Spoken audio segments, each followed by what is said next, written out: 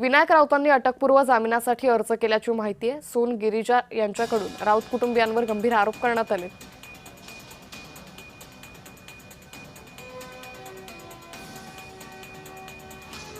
मला लक्ष देण्याची आवश्यकताच नाही।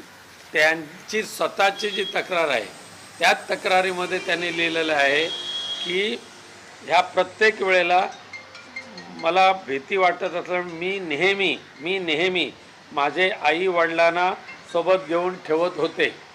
आता जर प्रत्येक वेळेला आई वडील होते आणि आई वडील तर सज्ञान आहेत, मुलगीसुद्धा सज्ञान आहे, तर त्यांना एकदा असा गैरप्रकार झाला असं जर निदर्शनास आलं तर ताबडतोब त्यांनी पोलीस स्टेशनची धाव का नाही घेतली, हा विषय तर येतोच। दुसरं म्हणजे इथे त्यांनी स्पष्ट लिहिलेलं आहे या त्यांच्या तक्रारीमध्ये, मी 29 डिसेंबर 2023 रोजी स्वतःहून माहेरी गेलेली आहे। जाताना मला डॉक्टरने सांगितलं म्हणून माझं स्त्रीधन जे आहे त्या सहित घेऊन गेलेले आहे। म्हणजे जाताना 10 ते 12 बॅगा भरतील एवढे ते कपडे आणि बाकीचं स्त्रीधन। आता स्त्रीधनसुद्धा नेमकं किती गेलेलं आहे, किती नेलं आहे, हे हिंमत असेल तर तुम्ही जाहीर करा। येताना सासरी येताना स्त्रीधन किती आणलं आणि घेऊन जाताना किती घेऊन गेला ते जाहीर करा। पण आम्हाला एकदा दिलं ना दिलं त्याच्यामध्ये आम्हाला काही पडायचं नाही आहे। ठीक आहे, तिच्या नशिबात होतं तेवढं तिला स्त्रीधन मिळालेलं आहे, त्यांना आम्हाला त्याच्यामध्ये काय ते उकळून काढायचं नाही। करायचं आलं खूप मोठी लिस्ट वाचून दाखवेन, पण ठीक आहे, तिला जे मिळालं त्याच्यात त्याने सुखी राहावं। पण एक मात्र नक्की आहे की ज्या पद्धतीने त्यांची चर्चा आमच्या वकील महोदयांशी चालू होती तर प्रत्येक वेळेला डिमांड त्यांचं दुपटीने वाढत होतं। सुरुवातीचं 2 करोडचं डिमांड होतं। 3 बेडरूमचा फ्लॅट तर कायम राहिलेला आहे, ॲटोमॅटिक कार कायम राहिलेलं आहे। 2च्या नंतर डायरेक्ट 5 करोडवर आलं आणि 5 करोडवरच्या नंतर ह्याच याच्यामध्ये तिने जे दिलं आहे, काल जे वाचून दाखवलेलं आहे, 10 करोड रुपये, 2 करोड पुन्हा पाहिजे तर हवं असेल तर मी वाचून दाखवतो।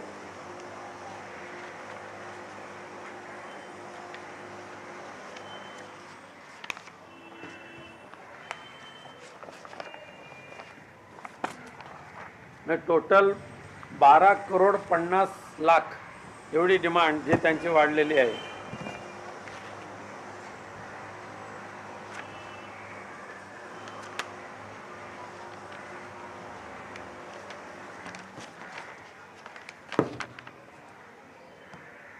$50 लाख, 5 लाख दर महिन्याचे 5 लाख रुपये, 50 लाख एक रकमी, 10 करोड एक रकमी, पुन्हा 2 करोड एक रकमी आणि प्लस दरमहा भाडं 1 लाख रुपये।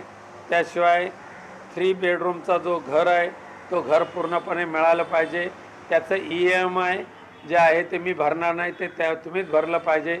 अशा पद्धतीचे ज्या डिमांड ठेवलेल्या आहेत ना त्या पूर्ण करून घेण्यासाठीच हे खोटे नाटे अशा पद्धतीची बनावगिरी करून केलेले आरोप आहेत।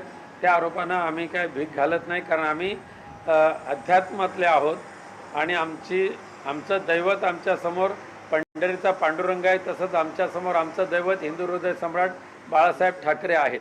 त्यामुळे आम्हाला ह्या 2 दैवताशिवाय इतर कोणाच्याकडे जाण्याची आवश्यकता पडत नाही। कुलदेवता ग्रामदेवता तर आपल्या असतातच कोकणातल्या, आणि त्यांच्याकडे जाणं म्हणजे काही गुन्हा ठरत नाही त्यांचं दर्शन घेणं। यावरूनच त्यांनी असा देखील आरोप केलेला आहे की एका गोंदूबाबाकडे मला नेलं त्यामुळे मला ते कळलं, या व्यतिरिक्त 3-4 ठिकाणी आम्हाला नेलेलं होतं आणि त्यातल्या काही ठिकाणी आपण स्वतः देखील त्यांच्यासोबत होताल आणि तुम्ही त्या सगळ्या गोष्टींमध्ये इन्व्हॉल्व आहात, तुमच्या सांगण्यानुसारच त्या गोष्टी। ते आता माझा पोलीस खात्यावर पूर्ण विश्वास आहे, न्यायालयावर माझा पूर्ण विश्वास आहे। ज्यांची नावं त्यांनी दिलेली आहेत त्यांना ज्या वेळेला पोलीस चौकशी करतील त्यावेळेला ते समोर येईल। त्यामुळे ह्यांच्या बकवासगिरीवर विश्वास ठेवण्यापेक्षा मी पोलिसांच्या चौकशीवर माझा विश्वास आहे, त्यांनी चौकशी करावी। या व्यतिरिक्त आपले भांडूपमध्ये बंधुराज आहेत, त्यांचं नाव देखील या केसमध्ये घेतलेलं आहे, त्यांचा आणि यांचा नेमका काय संबंध? ते आमच्या घरातले सर्वात, आमच्या भावकीतले सर्वात ज्येष्ठ आमचे बंधू आहेत, सर्वात ज्येष्ठ बंधू आहेत। त्यामुळे त्या सर्वात जवळजवळ 85 ते 87 वर्ष त्यांचं आहे आणि त्यामुळे त्यांचं मार्गदर्शन घेणं, त्यांचे आशीर्वाद घेणं हे आमचं कर्तव्य आहे. त्यांनी जरी त्यांच्या घरामध्ये इतरांना कोणाला विचारलं नसलं तर सुद्धा आम्ही आमच्या घरातल्या ज्येष्ठांना आम्ही सन्मानाने वागवतो आणि त्यांचे आशीर्वाद आम्ही नेहमीच घेतो. ज्या पद्धतीने कोर्टात इतर आरोपींबद्दल देखील ज्यावेळी सुनावणी सुरू होती तर आपण ED अटकपूर्व त्यासाठी आपण जाणार आहात का कोर्टामध्ये? वकिलांच्या सांगण्यानुसार आम्ही पुढचं करू, पण न्यायदेवतेने ज्या ज्या वेळेला बोलवेल त्या वेळेला आम्ही न्यायदेवतेसमोर नम्रपणे हजर राहणार आहोत. एक शेवटचा प्रश्न असा आहे की आपण खरं तर आपली पार्श्वभूमी राजकीय आहे, आपण राजकारणात सक्रिय असता आणि या राजकारणातल्याच हेतूतून यांच्या थ्रू आपल्यावरती हे आरोप होत आहेत किंवा हे षडयंत्र रचलं जात आहे असं आपल्याला वाटतं? खरं म्हणजे मी आजच्या मिटिंगला आपल्या समोर तो काही पुरावा उघड करत नाही, पण यामध्ये जे षडयंत्र रचलं जातं आहे त्याचा सूत्रधार कोणत्या पक्षाशी रिलेटेड आहे ते मी काही दिवसानंतर पुन्हा एकदा सांगेन तुम्हाला. पण साधारण गेल्या महिन्यातच आमचं असलेलं संरक्षण हे पूर्णपणे काढून टाकलेलं आहे. मागणी आम्ही केली, त्या मागणीला सुद्धा त्यांनी नकार दिलेला आहे. त्यामुळे याच्या पाठीमागे षडयंत्र तर आहेच, पण ते आमचा विश्वास न्यायदेवतेवर आहे आणि त्यामध्ये आम्ही नक्की सही सलामत बाहेर पडू. अंजली दमानी यांनी सांगितलं की विषय गंभीर आहे, मुलांनी टॉर्चर केलं आहे, याची चौकशी झाली पाहिजे. चौकशी पोलिसांनी करावी, त्यामध्ये आमचं काही अडथळा नाही आहे आणि प्रत्येक वेळेला पोलीस ठाण्यामध्ये ज्या वेळेला चौकशीला बोलवतील त्या वेळेला आम्ही हजर राहणारच आहोत. प्रवीण दरेकर यांनी आरोप केला आहे की हा तर घराचं एक प्रकरण आहे, याच्या पुढे अनेक प्रकरण समोर येणार आहे. किती येतील ते येतील, कारण सध्या त्यांचं बाकी धंदेच काही नाहीत त्यांना. धन्यवाद. सर हिंदी में जानना चाहेंगे आपकी जो उन्होंने नहीं कल वैसा तो मैंने पूरी तरीके से बात की है आपके साथ, लेकिन आप शायद नहीं थे. जिस तरीके से जो इल्ज़ाम लगाया गया है वो सारासार झूठा है, हमें हमारी बदनामी करने वाला है, हमें कहाँ ना कहाँ परेशानी देने के लिए किया है. जो गिरिजा है वो 29 दिसंबर 2023 से घर छोड़कर खुद के मन से वहाँ गई है. उसके बाद अभी तक उनका और हमारे घर का कुछ संबंध रहा नहीं है. उसके बाद ये जो आरोप कर रहे हैं वो आरोप 2018 से 2022 के बीच में का है.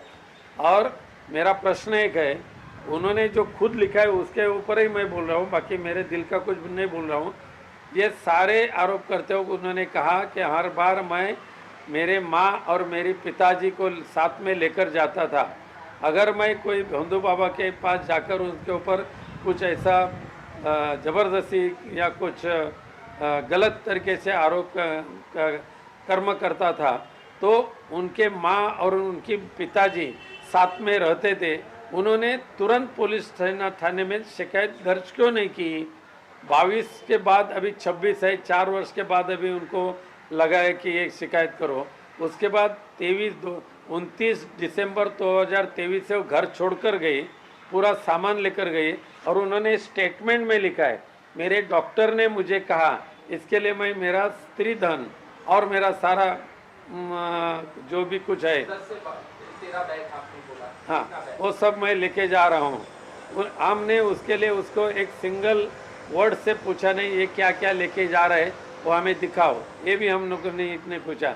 हम बोला ठीक है, जो उसके नसीब में था वो सब लेकर गया, हमें उसके पास कुछ देखना नहीं. लेकिन ठीक है, अब भी जो उन्होंने डीवी का केस फाइल किया उसमें कम से कम 12.5 करोड़ रुपए की मांग की है. लेकिन उसके पहले भी पहली जो उनके डिस्कशन हुआ था उसमें 5 करोड़ और एक जो मध्यस्थ है उसके लिए 2 करोड़ की मांग की थी. 3 बेडरूम किचन का मांग की थी. एक automatic car not less than 20 lakh उसकी मांग की थी. टेरेस फ्लैट चाहिए था, वो भी ठाणा या बोरिवली में चाहिए था, ऐसी मांग की थी. उसके बाद इसके लिए हमने ना बोले तो उसके बाद उन्होंने डीवी में 12.5 करोड़ रुपए की मांग की है. साथ साथ में 3 बेडरूम किचन की भी मांग की है.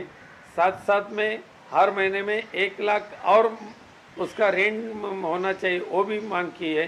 साथ में हमारे बेटा जो है मेरा गीतेश, उसका घर का जो घर है उसके ऊपर लोन है, वो फ्लैट उसे मिले, लेकिन लोन की EMI वो गीतेश ने भरनी चाहिए। ऐसे सारे मुद्दे उन्होंने ये डीवी में रखा है। ये पूरा करने के लिए इतनी बड़ी ये षड्यंत्र उन्होंने रचा। मुझे उसके डर नहीं है कोई भी। मेरा विश्वास पुलिस थाने के ऊपर है, मेरा विश्वास न्याय देवता के ऊपर है। जो सहयोग पुलिस थाने के लिए करना है हम करेंगे। सर काला जादू करने की बात आई, जबरदस्ती गौमूत्र पिलाने की बात आई और कहा कि मेरे बाल काटे गए, ये उन्होंने एलिगेशन लगाए, तो इससे आपकी क्या सफाई है? उन्होंने जो एलिगेशन लिखा किया है ये सारा सार झूठा है। लेकिन तो भी पुलिस वाले यानी उन्होंने केस में FIR में जिनका नाम दिया है उनको जब पुलिस वाले इंक्वायरी करेंगे तो उनमें से सामने आ जाएगा क्या हुआ और क्या नहीं है।